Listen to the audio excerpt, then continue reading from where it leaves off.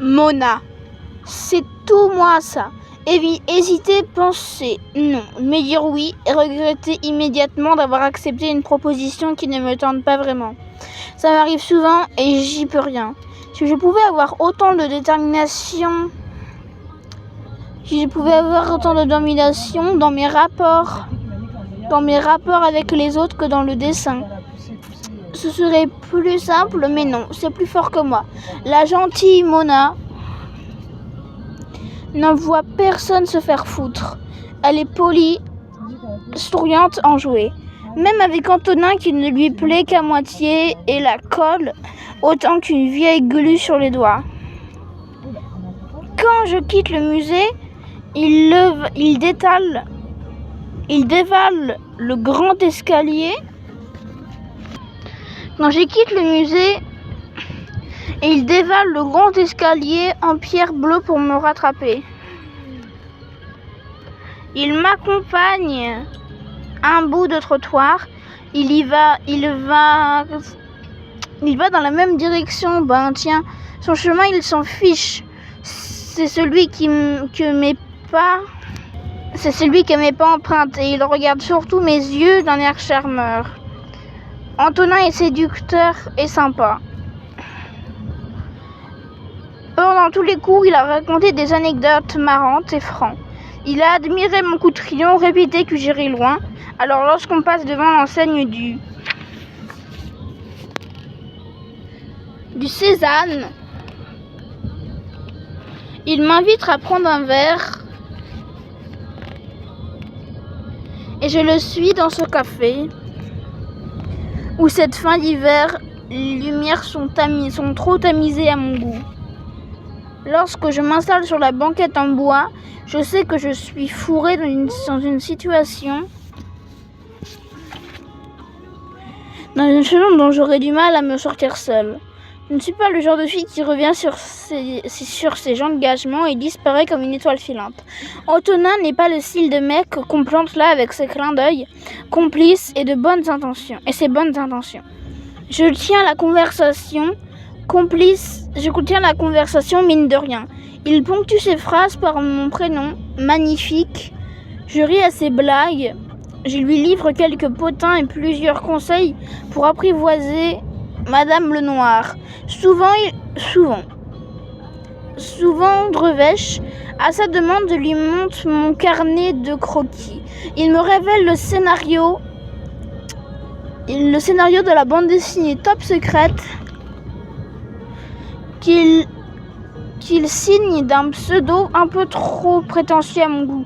Je le laisse m'expliquer son projet en acquiesçant de temps en temps. On ne se connaît que depuis cet après-midi et il est si sûr de lui qu'il accorde sa confiance à la première nana qu'il écoute. Il scrute mes réactions, il s'avance tout près de moi au moindre prétexte. Et il en trouve toujours beaucoup. Le jour diminue, ma patience aussi. Mes doigts s'agitent sur mes genoux. J'ai pris soin de ne pas déposer mes mains sur la table parsemée d'auréoles à la Kandinsky. Si les clients précédents ont bu plusieurs verres, moi au contraire, je me contenterai d'un seul. Dans quelques secondes, c'est décidé. Je vais le remercier, l'embrasser sur la joue, et il comprendra sans que j'ai besoin de me justifier. Sauf quand Antonin lève le bras en direction du serveur pour lui indiquer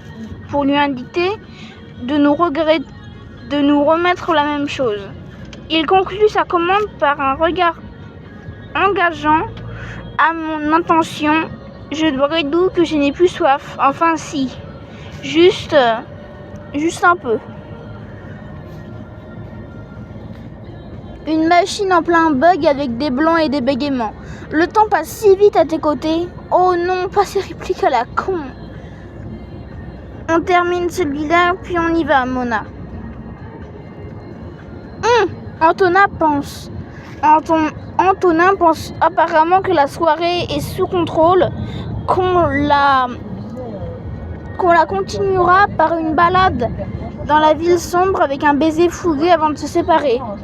Je visualise la scène et comprends que je veux m'enfuir avant de jouer le premier rôle. Je reviens tout de suite.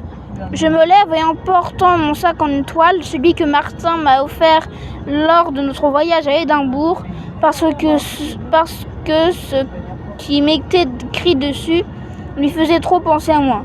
D'un côté, Never Stop Drawing, de l'autre, Never Stop Dreaming. Alors je me dirige vers les toilettes.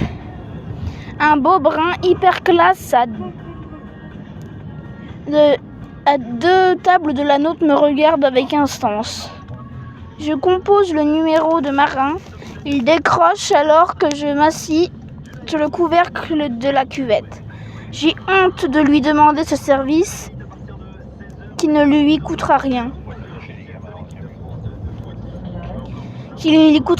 Mais il est le seul à pouvoir m'aider sans poser de questions. Ça l'amusera un peu, mais il ne se moquera pas de moi, contrairement à Adri qui me sortirait son discours de grande sœur protectrice. Mon meilleur ami sait que ma gentillesse me mène parfois dans des situations inextricables.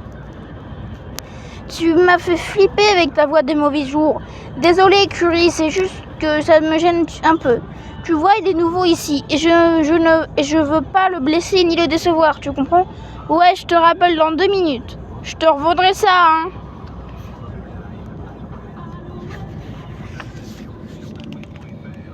D'office, dis quand je décroche, tu me racontes pas des conneries, promis? Que les histoires de gaz à effet de serre, je suis en train de réviser. Mon téléphone sonne juste avant que je rejoigne la table où Antonin m'attend. Parfait. Je rêvais d'un air inquiet, je soupire alors qu'à l'autre bout du fil, Marin me récite des théories scientifiques avec son habituel sérieux. Lorsque je raccroche, Antonin pose sa main sur mon épaule. « Y a un problème, Mona ?»« Ouais, mon chien est mort. » J'ignore pourquoi je lui ai répondu ça. Je lui réponds ça. Ce n'est pas du tout l'excuse que j'ai prévue à la base. Je me sens ridicule dans cette mise en scène trop improvisée pour moi. Mes joues rougissent et mon air triste préfabriqué pour les mensonges à plein nez. Heureusement, Antonin a les narines bouchées face à cette Mona qui attend sa réaction avec un sourire désolé. Il s'approche et me prend dans ses bras pour me consoler. Cette proximité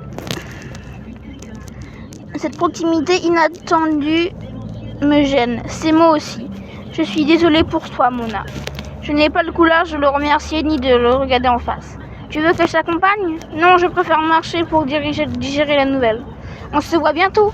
J'acquiesce. Tout moi.